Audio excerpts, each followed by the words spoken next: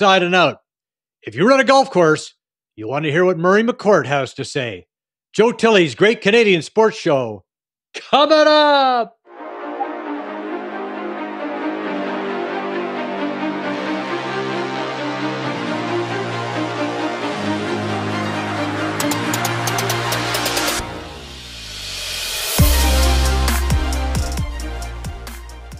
Our guest today hails from Stettler, Alberta. He was an assistant pro at the Wolf Creek Golf Club, also an assistant at Fort in View Golf Club.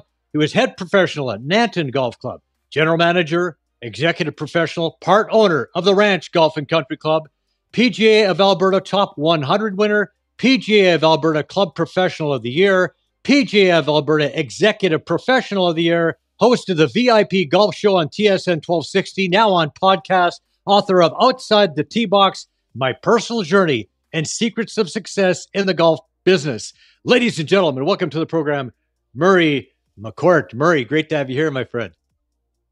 Well, thanks so much for the invite. Appreciate it a lot, Joe. Well, I got a chance to meet you briefly when we were in Edmonton, about a month ago. Loved the track. The ranch is beautiful, in amazing condition. But we like to start right at the beginning. How do you get from Stettler, Alberta to a career in the golf business? Well, that's a great question, actually, because I just played golf back in Stettler a little bit ago, and it hasn't changed very much, but just a small little 9-hole golf course in Stettler. But the thing about it is it's a small town, just 5,000 people, and I had unlimited access. I'd literally wake up in the morning, ride my bike to the golf course, play, walk around the 9-hole loop, time and time again all day long. There was no driving range, so I couldn't practice, but I just played and played. And I just loved the game and was fortunate enough to get good pretty fast. And I just had a passion for the game and the industry, and I wanted to jump into it. So I decided quite young when I was in grade 9 that it was going to be my career path. And I applied to go to the San Diego Golf Academy when I was in high school and was fortunate enough to be accepted. And right after I graduated from high school, off to California I went and never looked back. Yeah, well, I read the book, great book, and I noticed that your parents had quite a bit to do with your success. Tell us a little bit about that. Well, my parents don't golf, and not if you put a golf ball in front of them right now, they probably wouldn't even touch it. So. But really, work ethic is what I learned so much from my parents. My dad was a steam engineer. He ran the Nevis gas plant, which is about a half-an-hour drive away from Stettler. But he also had a side gig where he worked in his shop, woodworking and different things, where he made products that he sold across stores across all of Western Canada. And my mom was a piano teacher, and she would teach piano before school started. At lunch hour, she'd have students, and then students from right after school all the way till I was already in bed. And they just worked hard, and I recognized that to be successful in life, you have to work hard and put a lot of time and effort into what you do. So I appreciate the fact that I got to witness that from my parents and learn from it. And hard work has paid off for me as well. Well, it helped the fact that you can hit the ball over 300 yards. Can you still bomb it pretty good? I do, yeah. In the book, it talks a lot about my fitness journey. And so I'm right now at 53 years old. I'm probably as fit and as strong as I've ever been. And I hit them over 300 more than I hit them under 300, I think. But depending, if I'm playing with my friends, they always go straight. But if I get in a tournament, I get a little nervous and they go a little sideways once in a while. I don't know how that works. I still get nervous in those tournaments, I think.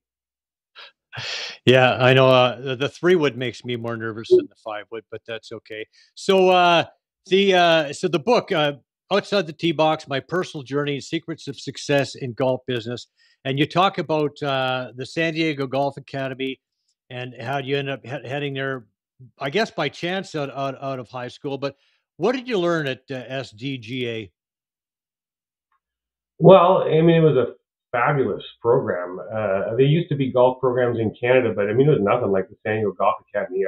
Our instructors were from San Diego State University on the business side, but on the school was actually on a 27-hole golf course. And some of the instructors on the golf side, like who we were getting taught by people that taught players on the PGA Tour and LPGA Tour. They were teaching us how to teach. Like a short game and putting technique class was taught by a gentleman by the name of Ernie Witt, who at one time, I don't know if he still has the record for the longest consecutive streak on the PGA Tour without a three putt. So that's a pretty good guy to learn the short game from and learn how to teach the short game from. So the opportunities that we had were incredible because the school was right on a 27-hole golf course. In the third semester, you learned how to run golf tournaments. Well, how you learned how to run a golf tournament is we had a tournament every single Friday for the school. So, we'd literally go to school from 8 until 12. I'd wander over to the snack shack, have a hot dog and a bottle of water for lunch, and then I was on the tee playing golf every day. And there's a driving range really close to where we live, so we were practicing every night and on the weekends at this driving range where it was in San Diego. Phil Mickelson and I are about the same age. He would practice at the driving range sometimes. And, it's just an incredible opportunity to go and play golf year round and learn from some of the best. I think my record for holes without a three putt is 2, but but this guy's pretty good. So what was it that made you decide that you'd rather be a teaching pro rather than a touring pro? Well, I'm not a teaching pro. I've never been, I have taught a lot of lessons in my life when I was an assistant, but I wanted to be a club pro and, eventually general manager, which I am now. But when I was down in college, I did dabble a little bit on the Golden State Tour, and growing up in Stettler, I was the best golfer in Stettler and had some success around Alberta here and there as a junior. But man, when you got out there and played professional golf against guys that were double my age, been playing year round since they were 10 years old, I learned in a big hurry that my future was not on the playing side, that it was in the business side of golf. But it was still great to have that opportunity to play some tour golf on a lower level. But it opened my eyes to how good people really are. Right. And what you talked about getting a chance to rub shoulders with guys like Phil Mickelson. You saw the best of the best when you were down there in San Diego. And so, leaving San Diego, your first paid gig was at Wolf Run. Tell us about that experience.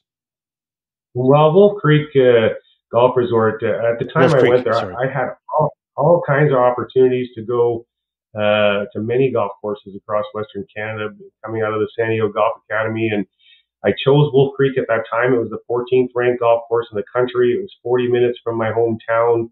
Hosted the Alberta Open on the Canadian Tour every year. So it just seemed like a perfect fit to me. And so I was so grateful for that opportunity and, got to play that golf course, most days. And what a great place to play and get an appreciation for the golf course designer, Rod Whitman, who went on to build Cabot and many other great golf courses around the world. But I learned from the Bold family, again, hard work. Ryan Bold, who owned that golf course with his family up until this past year. I mean, again, that hard work and the work ethic. He was always down in his office. He was always there. He was always working. I didn't really know what he was doing in his office, but he was always there. And so again, that work ethic that you need to be successful. He had it, and he showed it to me there as well. And their whole family, it was a family-run golf course, and for a long time it was very successful and highly regarded in the country. And again, the opportunity to be around the Alberta Open for the years I was there, and some of the great players that came through and played, and get to rub shoulders with amazing people. Is just an opportunity for me to just soak everything in, especially at that part of my career when I was just getting my feet wet, and all the different mentors and people that you can get information from and learn from is always valuable. Yeah, speaking of people you can get information and learn from, you got a chance to spend some time with Mo Norman, I believe, at Wolf Creek, and tell us about your experience with Mo and what that was like. Wow, obviously a complete legend, one of the best ball strikers that maybe ever lived. And what was just fascinating about that to me was the respect that he had from all these tour players. I mean, these guys are some of those guys went on to play on the PGA Tour for years. But when Mo Norman went to the driving range, everybody stopped. Everyone quit doing what they're doing. They just wanted to watch this guy and listen to Mo Norman talk. And so he would sit there and hit balls and just explain what he was doing and why he was doing it. And like I said, like everyone just stopped doing what they're doing. That's how incredible Mo Norman was, that he could literally stop tour players from getting ready to play their round or from practicing and preparing, because listening to him and watching what he was doing was more valuable than their own practice. To learn from him and hear what he had to say, just incredible for sure. Yeah, unbelievable pure swing. And so you've got this guy hitting ball. I've seen Mo hit balls before. I remember he was friends with the guy who owned a course near Kitchener, and I saw him hit balls, and he'd call shots. He'd say, "Okay, I'm going to hit 290 yards with a draw, 290 yards with a draw, 290 with a fade, 290 with." He hit about 10 balls. He says, "Okay, go have a look. Those 10 balls will be within 5 yards of each other." And it's just, I've never seen anything like it. It was beyond belief. And what do you take away after spending time there and watching a guy like that do his thing? Well, again, it's just soaking up information. I mean, when you can be around that and just see the respect that he has, then you really understand. I mean, he was before my time in a lot of ways, but just to recognize and realize how iconic he was. And I'll tell you another quick story about him. Another mentor of mine when I was at Wolf Creek was Mike Lyons. He was a big teaching pro of the States and was brought up by Ryan Bold to be involved in the golf operation, and was an incredible mentor for me. And he used to play the Canadian Tour against Mo Norman.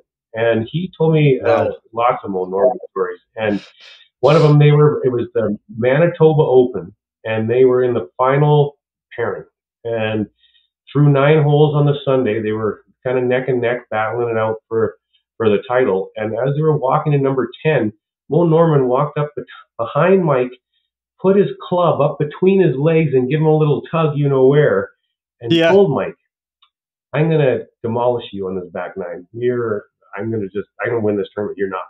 And how intimidating is that? But as you know, with the autism with Mo Norman and just that, he marched to the beat of his own drum, and to do something like that. And I don't know if Mo Norman really felt like he was doing that for intimidation. He just decided he was going to win the tournament. And when Mo Norman decided he was going to win a tournament, he was going to win. And, he was just that good. Like, there's other stories of, he was winning tournaments and he just would decide, "I don't want to play on Sunday. I don't feel like it today." So he quit. Like, that's, what a guy, what a legend. Yeah. And, he was a different cat. I mean, he was, like you said, marched to the beat of his own drum. And I'm sure, knowing Mo not as little as I knew him actually, but I'm pretty sure that it was just an idea he had. "Hey, I'm just gonna beat you." I mean, it just would have come out of him, because that's the way he operated. Stuff just came out of him. I mean, he slept in his car on the PGA Tour. People just didn't do that kind of thing. But no, Mo Norman did, And then there's the legendary thing: "What do I play here?" to the caddy. I think it looks like probably a wedge driver hole, hitting wedge then driver. That was Mo Norman. So you went off to Nanton for your first head pro gig, and so tell us about Nanton, and how cool it was to land your first head gig.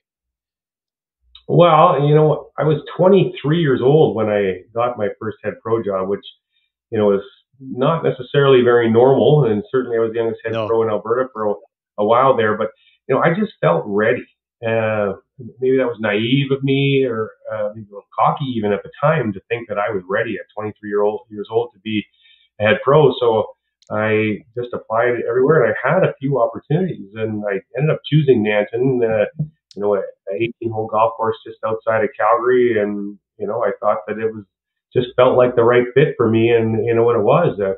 Went down there, and it's a great little golf course for a small town, 40 minutes south of Calgary, and had opportunity to kind of do my own thing. And, I worked for the board, but, they kind of let me do my thing. And it wasn't very busy at all when I first got there. And, I made it busy. Holy, there's this place 40 minutes away that I decided that's where I wanted to spend my marketing dollars and get people from Calgary driving down, and drive down they did. And boy, we got all packed with golf tournaments, tournament after tournament after tournament. And, when we were able to, because there was member only times in the mornings on weekends. But, it got incredibly busy, and I was really fortunate after 3 years there. I was able to have the food and beverage become my own private business as well, where most golf pros, that pro shop might have been their own private business. Mm-hmm. In Nanton, the beverage became my own private business. And that really, at that time, I loved to go to a restaurant and eat dinner, but I didn't know anything about running a restaurant, but I knew I could figure it out.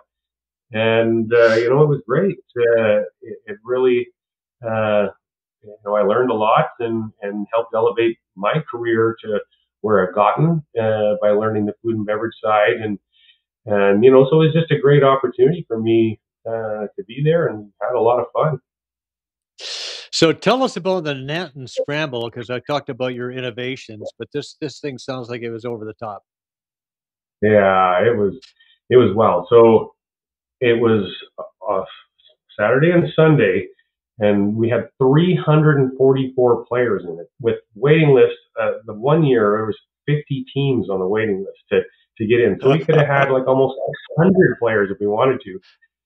And it was wild. Morning shotgun, afternoon shotgun, both days, and the evening on the Saturday, I'd hire comedians to come in and do a big comedy show, and created this unique betting system. We used to be Calcuttas, but then Calcuttas were banned, and so I created this other unique betting system that just wasn't Calcutta, but it was a lot of fun, and allowed people to gamble and bet. And we gave away so many prizes in that tournament that it was just a hit, and it's still going on today. I saw just happened a couple of weeks ago, 288 players, so it's not quite as big as it used to be. 344 is probably pushing it, and at my age now, I couldn't have worked the hours that I had to work to put that thing on back in the day. The food and beverage was, our own private business as well, right? So, boy, the Friday before and the Saturday and the Sunday, I literally didn't sleep. It was just nonstop. But I'm a little old for that now. Well, yeah, I guess the fact you're 23 years old and energetic at the time is very helpful, because you're running tournaments like the 344 Nanton Scramble. You've got food and beverage going on, and not only that, but you had a side gig was as general manager of the Okotoks Bisons Junior Hockey Yeah, Club. And how the heck yeah. does that come about? And how do you manage to shuffle that in there as well? Well, I've always been a big sports guy. I love my hockey, and it was just weird. I was at a golf show, selling some stuff at a school in Okotoks, and this guy came and visited with me for a while, and he told me he was the general manager of the Foothills Bisons Junior Hockey Club, and they were playing a playoff game that afternoon against Stettler, which was my hometown, and I happened to be going to that game as soon as I was done at the golf show. So I thought, I'm going to be there. Stettler's my hometown.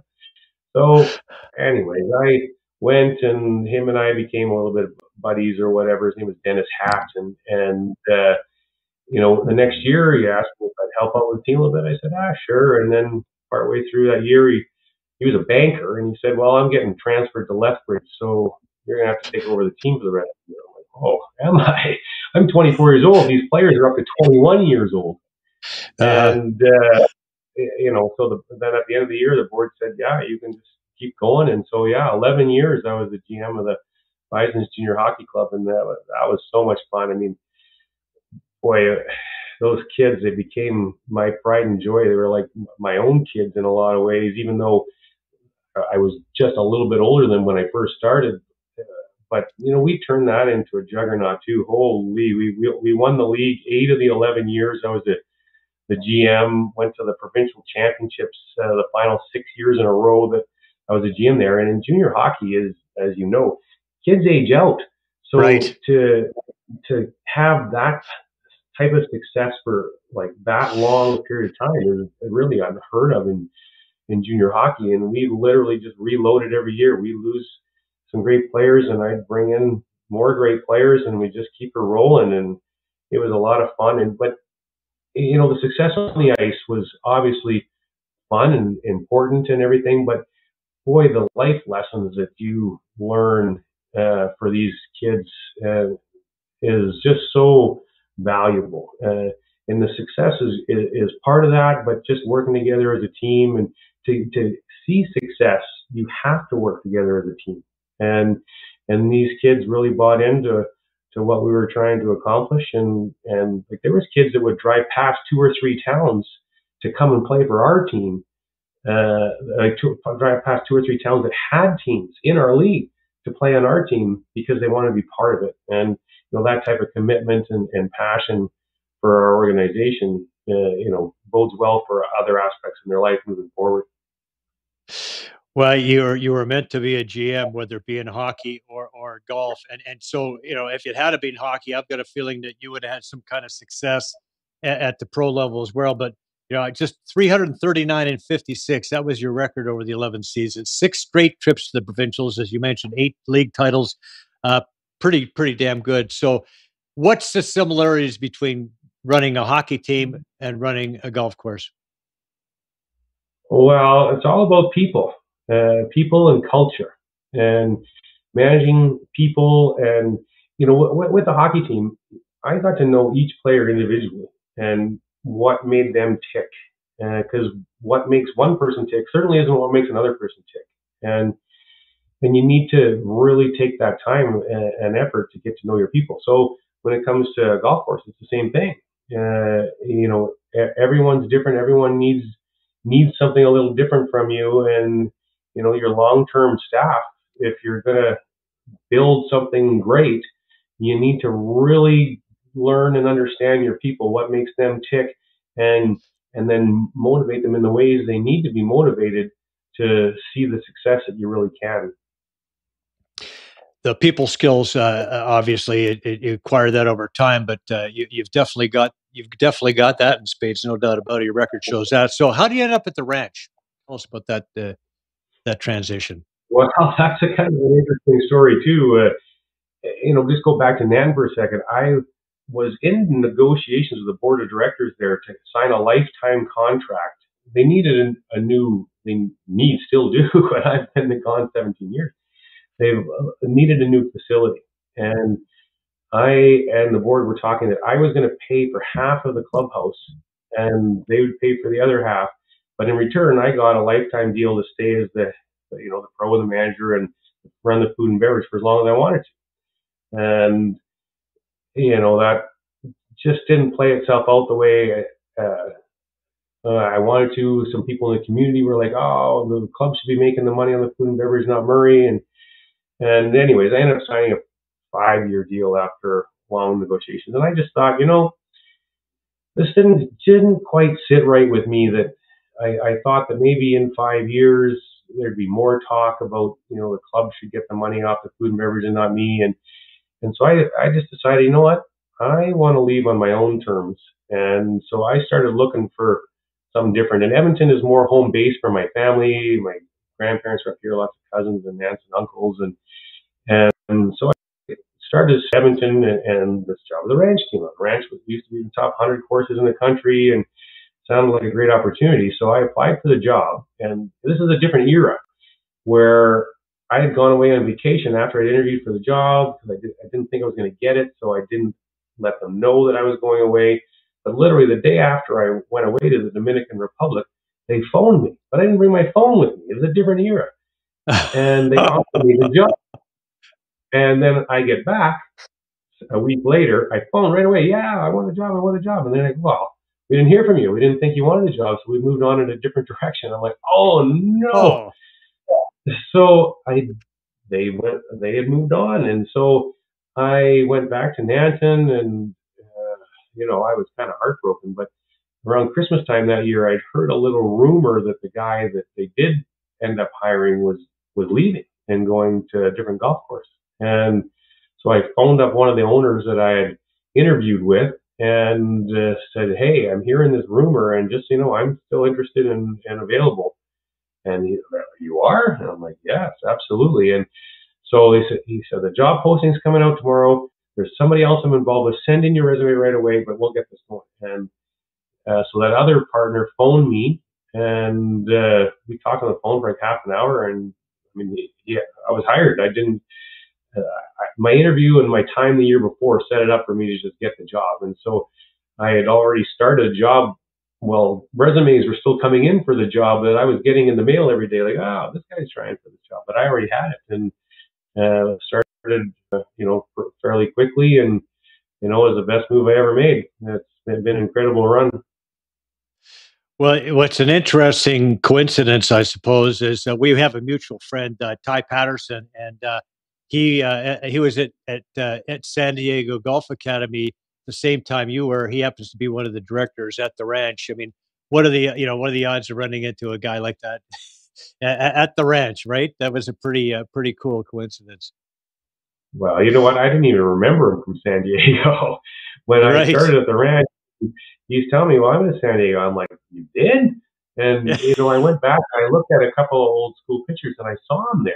So he was in some of the pictures that I had. So I'm like, how do I not remember him? But yeah, his dad was one of the original owners of the ranch, and he passed away, just long time ago now. But before I started at the ranch, and yeah, so Tyler's brother Wes is actually the acting uh, director or whatever for on that family shares, and but Tyler's part of it for sure. Yeah. So you have a chapter in your book called "You Are What You Eat," and tell us about your transformation. Because at one time you're about 250 pounds, I understand. Yeah, I was not a small man, and yeah, my lifestyle wasn't great for a lot of years, and I yeah, I didn't take care of my body, and you know yeah, I wasn't good. I wasn't in a good place. I had lots of issues in my personal life, but I always had my professional life, and my career was everything to me. But it didn't wasn't taking care of me the way I needed to, and so I started to make some changes. A doctor once told me I'm not going to live to see 40 because the way I ate, and I was just so unhealthy. I didn't eat anything. I mean, I could literally list off on my two hands the things that I would eat, and none of it was healthy. And and I drank a little bit too much, and I'd just eat out in restaurants all the time, and it'd always be fries and pizza and wings and just nothing good. And I knew I needed to make a significant change, and so it started with baby steps. I was doing some boot camps and trying to get into this and get into that, but into a lot of things over the years. I really kind of got into yoga, which early on, and starting to eat a little differently and drink a little less uh, in the beginning. But then I became a huge runner, and I never actually ran a half marathon. I was training for one. I was going to do one because I felt like I needed that medal around my neck as some type of validation. But ultimately, I decided I didn't, and I've run lots of half marathons just for fun. A lot of Sundays I go out and run a half marathon, or I just run at least 10 miles just to get into. So yeah, I was just crazy, got into running, but over time, running was beating up my body a little bit and things like that, and I started to lift weights. I still run a lot. Don't get me wrong, because I enjoy it. But with lifting weights, just the muscle tone, especially as you age, your muscle tone goes away on you unless you're building muscle. So very important in my eyes to be lifting weights. And so I do lift a lot. I still do a good share of cardio, but I eat very healthy. I don't drink very much anymore. And yeah, my body's a lot different now than it was before, but I'm healthy. And I have a 5-year-old son, and I got into the kid game a little late in life, and so I want to watch him grow up and get married and be successful in life. And to do that, I need to be healthy, and so that's my big motivation is my son and my wife, and living a long, healthy life and enjoying my family. Speaking of motivation, the ranch made you. By the way, I've tried some of the healthy choices at the ranch too. There's some great food there, by the way. So the the ranch made you a part owner, and how significant was that in terms of growing the business, growing the brand, and making the ranch what it is today? Well, I was after my third year there. They offered me a lifetime contract that included ownership, and that was very special. I mean, they had the trust in me. I mean, I'd over doubled the profit of the business within 3 years. So they knew that they had what they were looking for, and I had what I was looking for because I love the ranch. I mean, the property is amazing. It's such a great golf course and a fun place to be. And yeah, from the moment that I had partnership, I just viewed driving through that door, through the gates, and that amazing entrance road that we have that you experienced. I mean, it's an Hmm. unbelievable drive in. But when I was driving in every day, knowing that I owned part of it, man, that was it really just a different feeling for me. But that was more within me. It didn't change how I operated anything because I always put my heart and soul into everything I do, and yeah, so it didn't really change what I was doing. But my attitude and my goal towards everything is each and every year I expect us to get better, and Hmm. and how that happens, I'm not sure. I mean, and it's great. We've experienced a ton of success over the years, and I love to celebrate the success with the team. And then once that celebration is over, it's okay. What can we do to even get better, and how are we going to do that? Because if we don't keep getting better, I mean, and get stale in any way, man, then our customers are going to be like, "What's going on at the ranch? They're not improving anymore. They're not doing things differently." And that's not who I Uh-huh. am. That's not who we are at the ranch. And we're always going to continue to seek to elevate what we have to offer and make sure the experience of our guests is better and better. Well, so the ranch, it was a nice course to start with, but it becomes one of the top public courses in the country, and in obviously one of the top two or three in Alberta.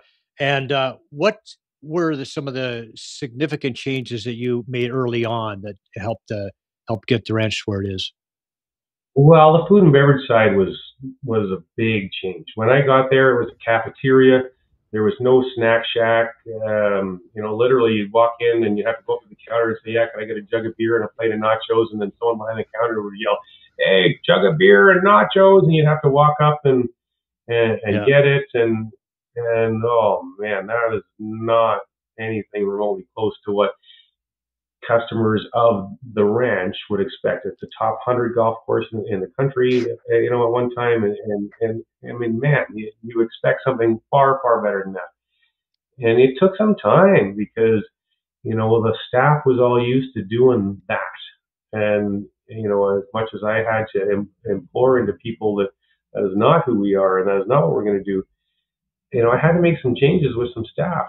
Uh, and until I mean, now we're in a place today where I've got the best team. Oh man, are we loaded? We got the best team going, and a lot of golf courses, have great staff for sure. But I mean, we're right there. We have such an amazing team, but it did take some time to get there. I inherited a couple of great people. Our superintendent is still here today that I inherited. Derek Senko is his name, and he is so phenomenal, so loyal and passionate about the ranch, and so good at what he does. You saw the conditions. It's like that all the time. And our head pro, Sean Piercy, I hired him as a head pro my first year, but he'd been there as an assistant pro for 7 years before that. And again, unbelievable. He's so good at what he does, so loyal, passionate about the ranch. And, together, when you have great people and you can mold, they see your vision and they want to be part of what you're trying to do. That's great. Now we needed to find the people and some of the other pieces that were going to be ranch people, right? Like they need to understand who we are and what we're all about. And we're there. We've been there for a while now, but yeah, but it took some time for sure. Well, I mean, is it just kind of luck that you ran into the right people, or? But I mean, obviously, you have to do something to keep them around, and you have to do something to find the right people? And what is it like? What is there any trick to it, or is it just kind of you got lucky with the people you found? Well, like I said, I inherited Derek and and Sean. So that's a great start. When you have a head pro and you have a superintendent, and we've been together now. I mean, you're 17. So when you have Mm. that, that's a great starting point. Now, our office manager, she's been with us for over a decade now. And I mean, I have all these people locked up into major long-term deals too, because hey, I want to give them security to know, hey, you're part of this, and I want you here. So let's sign a long-term agreement. So you have that security, I have that security that you want to be here and you want to be part of this, and that's great. So, our office manager, I ended up hiring her, and she applied, and go through the interview process, and I just knew she was the right fit, and she's been a great match. But on the food and beverage and tournament side, because we're the busiest tournament golf course in Alberta by miles. We have 181 tournaments booked right now for this year. That's crazy.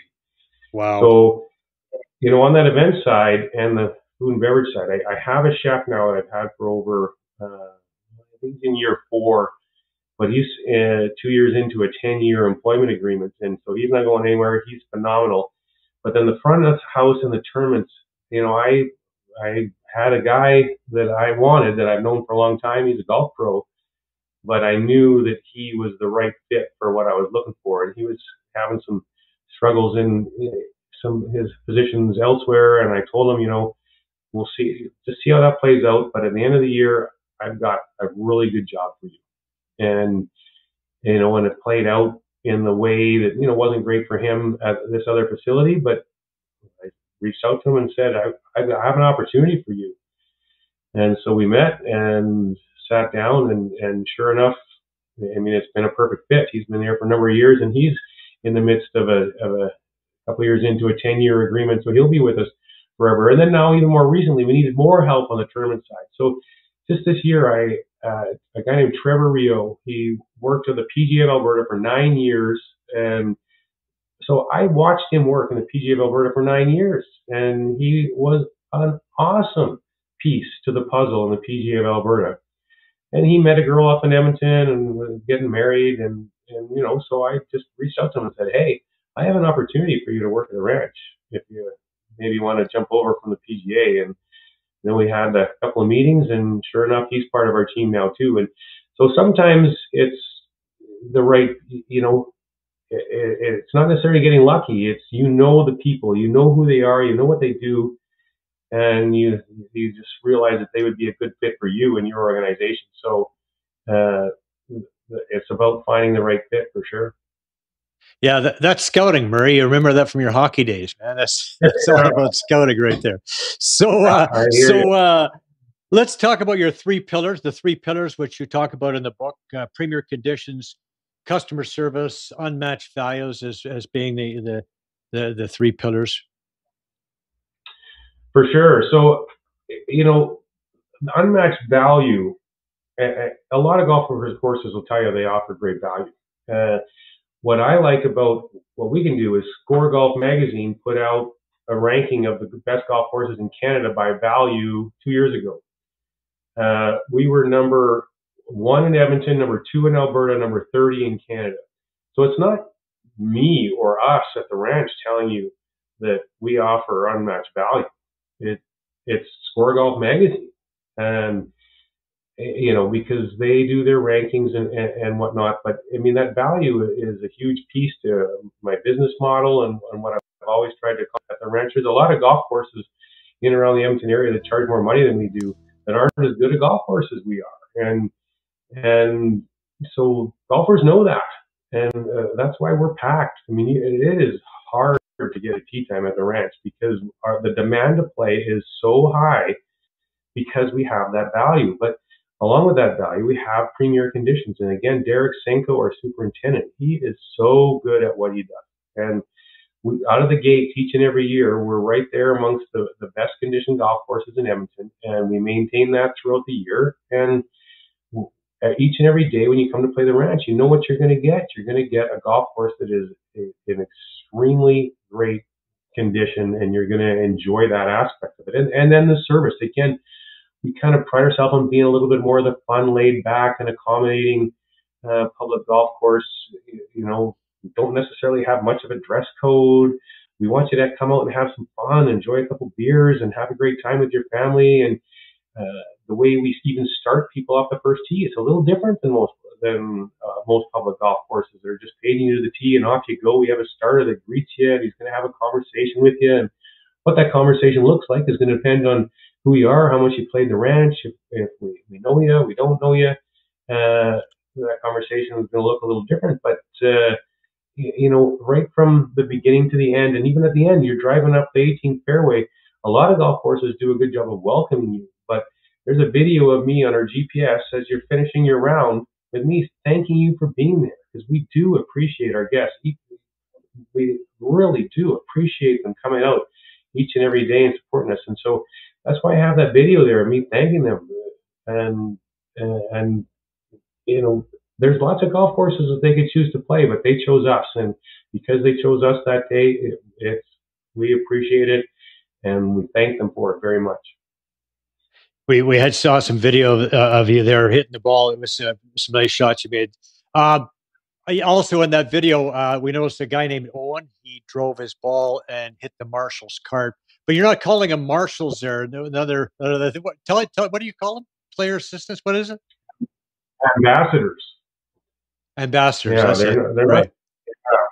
they're not marshals. A marshal is an intimidating term that There you go. makes it so like they're authoritarian, and and you know, that's not what our guys do. I mean, sure, they're out there with the idea that they're helping with the pace of play and things like that, but we have different approaches with how they even do that. But they also carry suckers around with them, and they'll offer you a sucker, but they're out there, they're raking some traps, they're checking the washrooms to make sure the washrooms are clean throughout the day. They're really just out there to help our guests have a better experience. And so that's why, you know, the term marshal just doesn't do it for us.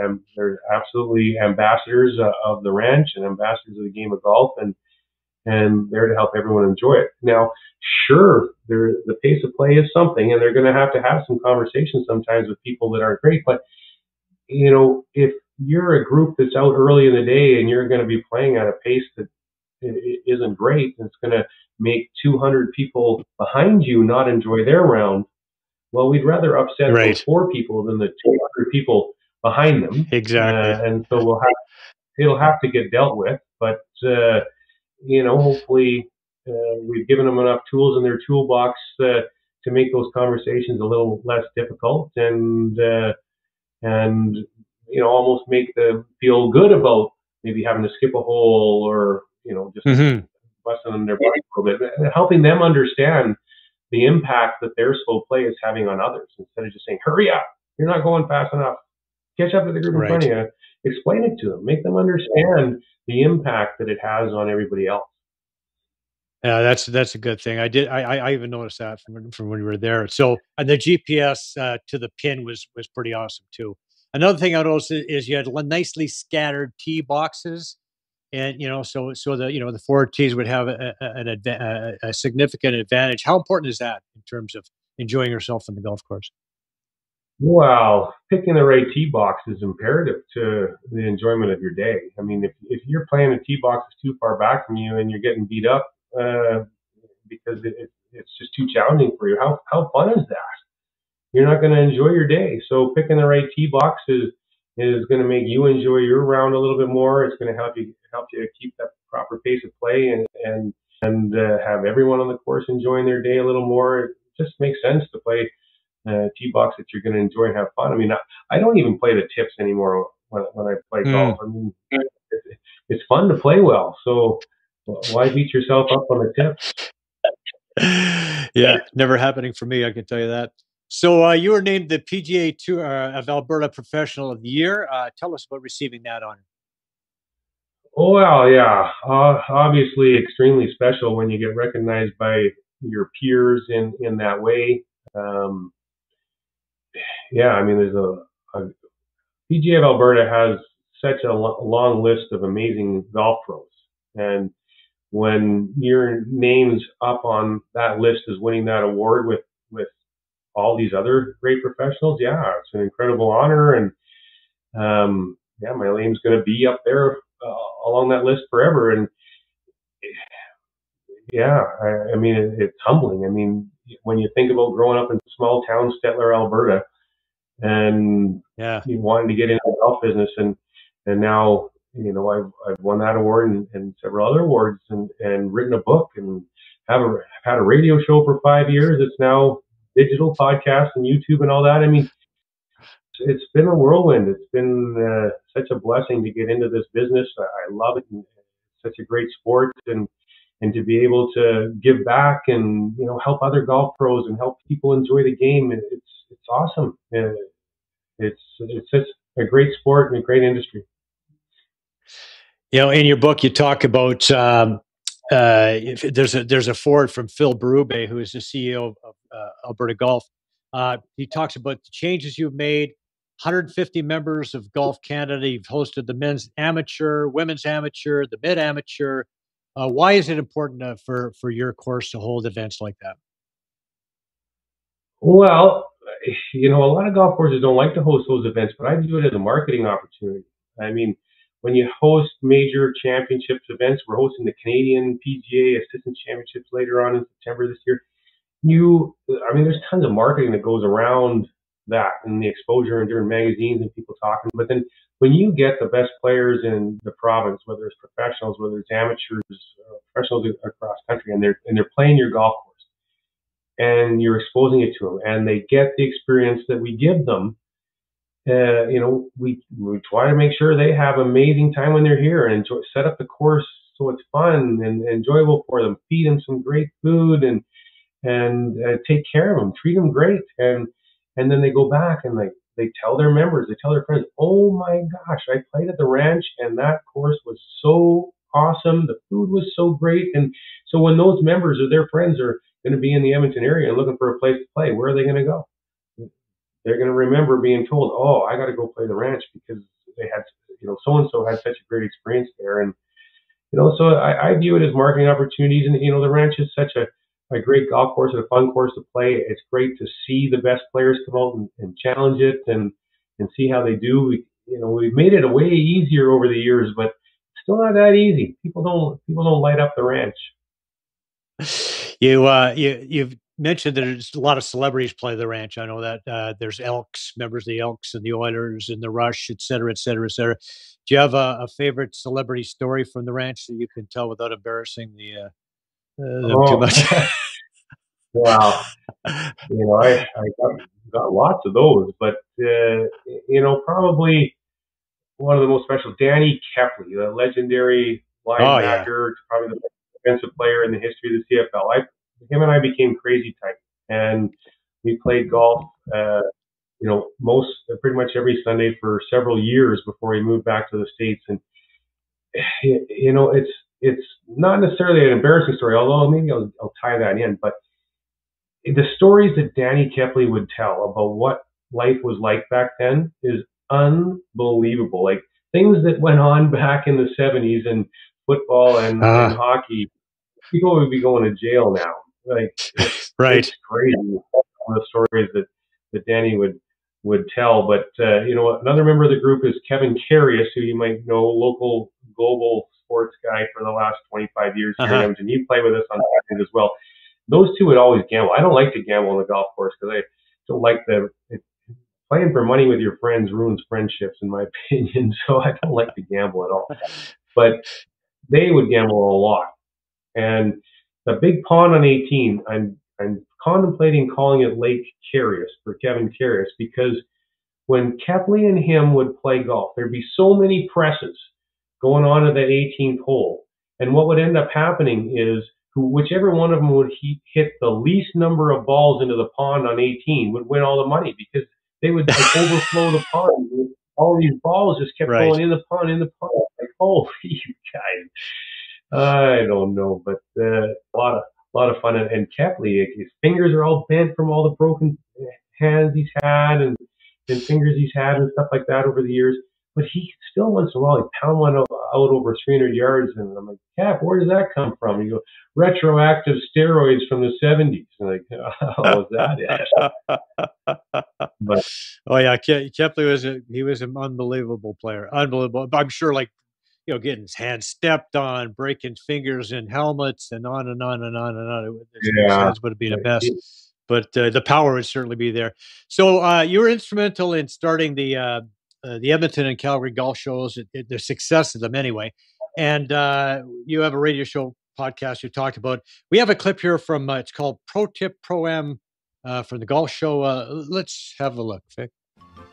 Now it's time for the pro tip. We've got Murray McCourt, GM of the ranch here, and what do you have for us today? Well, typically on a hole like this, you're not going to want to hit a knockdown shot. You're going to want to hit a normal shot, but because it's a beautiful morning. But say the wind was into our face a little bit, might want to keep the ball down under the wind. You're going to try a knockdown shot. So to hit a knockdown shot, what you're going to do is you're going to have your stance a little bit more open to the target than you normally would. You're going to play the ball a little bit further back in your stance than you would on a normal swing. And then what you're going to do is you're going to push your hands forward so you de-loft the club a little bit, similar to what you would do on a chip when you're chipping around the green. From there, when you swing the golf club, you're going to take it back just a little shorter than you normally would and follow through a little shorter than you normally would. But you need to ensure that you generate a lot of club head speed in that swing, even though it's shorter, to make sure that you still get the ball out as far as you normally want it to go. You're also choosing a little bit more club than normal as well. From this distance, normally I'd hit a 9-iron. I have a 7-iron in my hand to hit this shot because it's not as long of a swing, so you need a little bit more club to get the shot onto the green. Oh, smooth. Wow, sweet. Just like that. It's like you've played here before and played that hill. Yeah. So the pro tips thing, tell us about that. I mean, first of all, hitting a knockdown shot is no problem for me. I hit nothing but knockdown shots. So I think that was a few pounds ago too. My face is a little rounder there. Yeah. But yeah, so you do some of that fun stuff, and yeah, like Meg Morrison make storms now. She used to do that show, and that was always a lot of fun doing things like that for sure. But boy, I didn't even remember that. Where'd you dig that out of? Well, we found it. I went through the files. We found some stuff there. So I want to talk about, we talked about, Mo Norman being a Canadian phenom, and you mentioned it's difficult when you were going, having your thoughts about being a pro tour player, how difficult it is when you're in the shortened season and everything else. How do we do it? Like, I mean, you look at Nick Taylor, for example. How cool was it to watch Nick Taylor, at the Canadian Open finally break through first time since Pat Fletcher in 1954. How cool was this moment for you? Well, that putt, holy! I mean, I was just finished my Sunday round. We were watching this in the clubhouse at the ranch, and we were all jumping out of our chairs and screaming and yelling and hooting and hollering, just like everybody there is. And yeah, that was a special, no question about it. Now, I have a little bit different take on that though than others, and I don't want to devalue it too much because it was a very special moment. No, and first Canadian to win the Canadian Open in a long time, and people are relating this though. Boy, people are going to remember this moment. It's going to get so many kids into golf and whatnot, like Mike Weir winning the Masters. And man, I don't think so. As special as it was, because it was so dramatic as part of that. But right, I mean, the Canadian Open, unfortunately, has become, and now next year may be a little different because they're changing the schedule again, but it was a B-list event. There was not a ton of quality players in that field because of where it was pigeonholed in the schedule. And, to compare winning a B-list Canadian Open, and it sucks that the Canadian Open is kind of considered a B-list event because of where it is in the schedule, but it is right now. And to compare winning a Canadian Open compared to Mike Weir winning the Masters, boy, that's not comparable in my eyes by a long shot. Now, don't get me wrong, it was a special moment, and how he won it was crazy. We're going to watch that putt for a lot of years on video clips, but I don't feel it as impactful as Mike Weir winning the Masters. Well, I'm with you. I'm with you. And I remember when Weir won the Masters, he's playing against the absolute cream of the crop, the best of the best. And when he won that Masters, that final round, he had you know, he's going head to head, and then he's winning in a playoff. I think he won in a playoff, didn't he, that year? Anyway, it was a great. So did Taylor, but it was just a different field. So I think I agree. Probably tougher to do, no question about that. What do you think? Best Canadian golfer in history? Is there any doubt that it would be Brooke Henderson? Not anymore. I mean, and she's still young. She's got a lot of wins still ahead of her in her future. But yeah, she's a great player and a great ambassador for the sport in Canada. And I mean, yeah, what she's doing is amazing. But she might just be getting started. So if we got players like Taylor winning Canadian Open, Brooke Henderson, does it seem to you like there's more better Canadians? And if there is, why is that? Well, yeah, and if you look now on the Corn Ferry Tour, Roger Sloan just won again this week. Ben Silverman already won. So those two guys are, set up pretty well to potentially get on the PGA Tour next year. And a local fellow, Will Bateman from Edmonton, is on the Corn Ferry Tour, and he's having some success. And I mean, he might be a few years away from, getting on the PGA Tour, but I expect that he's going to get there. And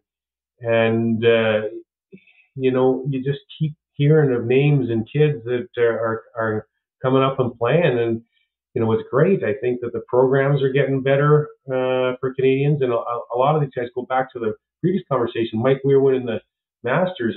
A lot of guys like Adam Hadwin and Nick Taylor, these guys are saying that was the moment that they wanted to be that guy, and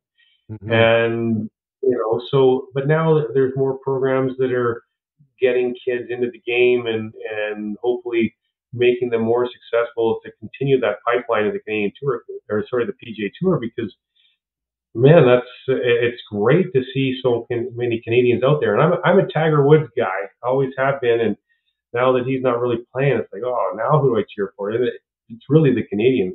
Every week I'm following to see who's up there of the Canadians, and keeping my fingers crossed for the Canadian guys to get more wins. Speaking of Tiger, it recently named PGA Tour's influential policy board member. What do you think? What kind of changes do you think he can make on the tour? Well, he's obviously the most impactful person in the history of the game, and I guess his future in terms of playing is very uncertain and unclear to anybody at this point, except for maybe him. He probably knows. But I feel like it's awesome that he wants to get involved on this level to continue to give back, and I mean, use his power and his influence to make sure that the game is the best that it can be moving forward, and that the players are going to be looked after in the best way possible, and the tour is going to be as successful as it can possibly be. And there's nobody that has the power and influence of Tiger, and I think it's great. I think it's just fabulous that he wants to stay involved, whether he gets back playing or not. I just think it's great that he wants to stay involved and give back to the tour and the game. Yeah, and maybe one day he'll be turning up the Champions Tour too. I got to ask you before we go. So, what's the best advice that you've ever received, Murray? Oh boy, the best advice I've ever received. That is a loaded question, but I'm just going to circle back to some of the things we talked about in the beginning, and you need to work hard. You get what you give in life, whether it's relationships, whether it's business, and so the more time and effort and work you put into your career, your family, the more you're going to get out of it. And so that work ethic that I've learned from parents and from the Bold family has done well by me in my career and in my life, and that, yeah, for sure, I think that's what it is. you get out of life what you put into it, so you better give it your all. Right on. Well, listen, Murray, thank you for taking the time to join us. It's been a pleasure. It was great playing the track, and good luck with the book. It's a good book. I highly recommend it. Lots of good gems in there, and yeah, good luck the rest of the season at the ranch.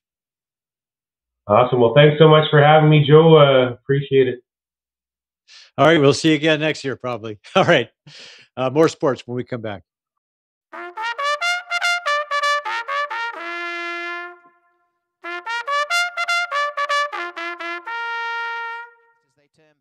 Now, my Woodbine Swiss pick of the week. Last week, I took the number 6 horse, Victoria's Chief, in the 5th race on Thursday's card at Woodbine. $111,000 event, 6 furlongs on the EP Taylor turf. She looked okay early, but faded away. Patrick Husbands rode the favorite Boston Tea Party to victory, pulling away down the stretch. John Charlemois, the trainer, the 143 Triactor, paid $100.60. This week, I'm looking at Thursday's 6th race, $111,000 maiden event, 1.25 miles on the turf. The number 4 horse, Fenor, has a pair of seconds in the 3rd and 3 starts for the Irish bred. Due for that first win, I would say. And let's go with the 3, 4, 5 Exactor and Triactor. Go to woodbine.com for all the latest racing info. You can also get the latest from Woodbine Thoroughbred and Woodbine Standardbred on Instagram and Twitter. And go to hpibet.com and darkhorsebets.com to check out your wagering options.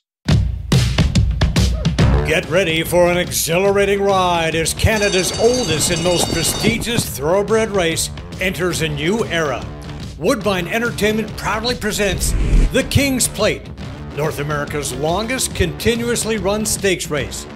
Join us on Sunday, August 20th for the 164th edition of this prestigious $1 million race. It's an event like no other, a symbol of true excellence in Canadian sports. You too can rule the day of fashion, food, and world-class horse racing at the King's Plate, August 20th. Tickets at kingsplate.com. Addiction Rehab Toronto, Toronto's #1 alcohol and drug treatment center, saving lives, reuniting families. The only treatment center in the province to offer medical detox, treatment, sober living, and lifetime aftercare all in one place. Our unique and specialized programs are designed to equip our clients with the tools to successfully lead a life of dignity, respect, and purpose. Let us help save your life or your loved one's life. Call today for more information or to facilitate an intervention. 1-855-787-2424 or visit addictionrehabtoronto.ca. Attention security seekers. Ready to take control? Introducing Corporate Protection and Investigative Services, your ultimate solution. Retailers tired of losing profits to theft? Our retail loss prevention experts have you covered. Mobile patrol, close body protection, insured door persons, we've got your security needs covered from all angles. Background investigations and civil recovery programs, trust us for thorough solutions. Licensed by the Ministry of Solicitor General, fully insured and bonded. Visit www.corporateprotection.ca or call 1-800-827-1692 for top-notch security and private investigation services. And we want to thank all the folks who make this show possible. These are your friends, trusted business associates, and all-around great people.